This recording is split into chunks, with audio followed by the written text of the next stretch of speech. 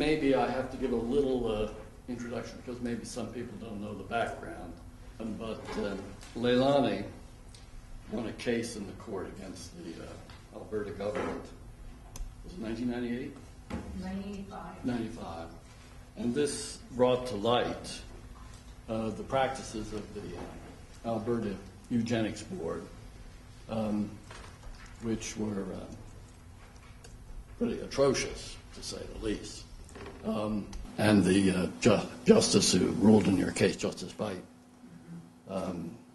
agreed they were totally outrageous. That board was chaired by a professor from the University of Alberta, John MacEachran. John MacEachran was one of the really original professors of the University of Alberta. He established both the departments of psychology and philosophy here, which were united for a while. So he was an outstanding figure in the history of the university, and certainly contributed a lot to this university.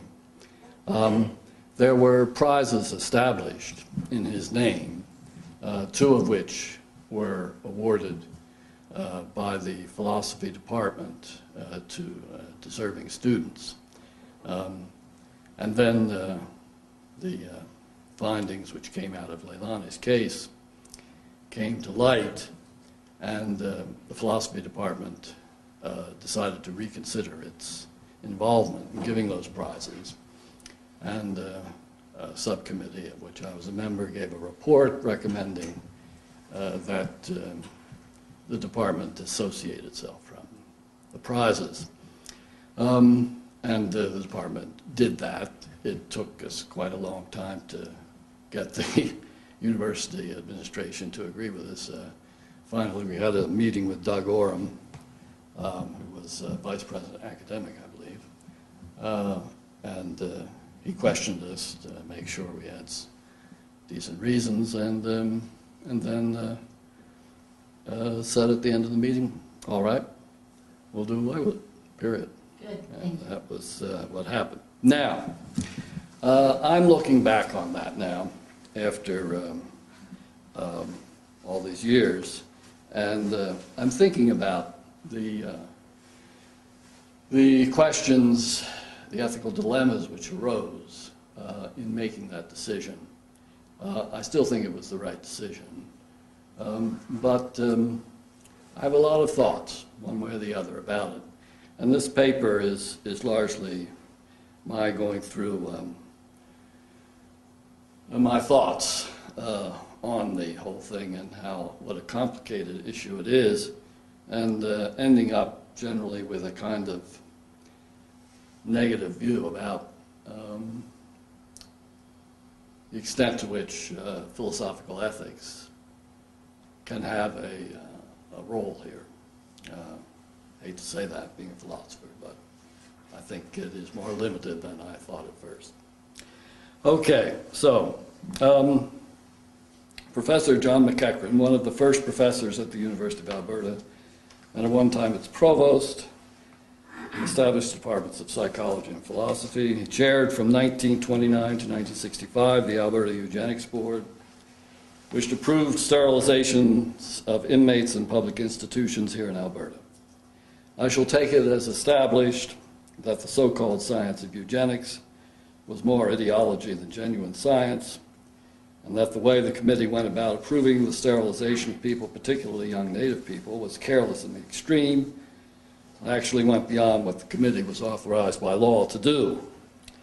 In other words, the committee committed gross violations of what both then and now would have been considered the legal and moral rights of the individuals sterilized.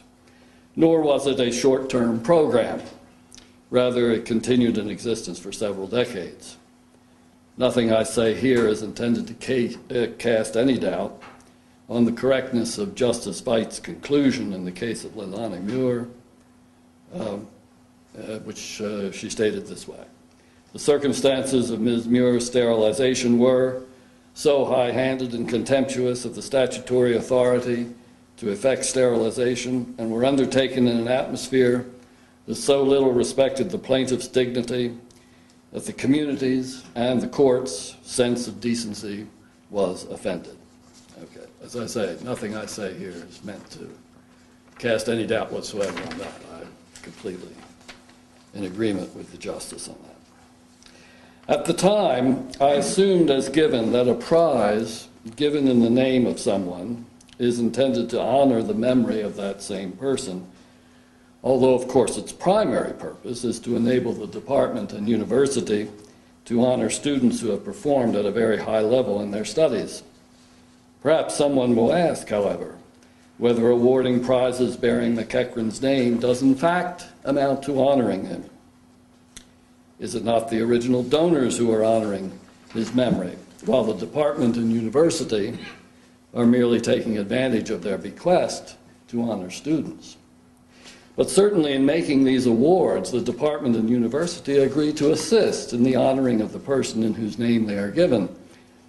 Nor would they make awards in the name of some known outrageous criminal, no matter how much money was involved in the bequest, or at least I hope they wouldn't. In other words, by going along with the desires of the donors to honor MacEachran's memory, the department and university, in effect, put their own nihil obstat on the intentions of the donors and become at least complicit in the honoring of Professor MacEachran.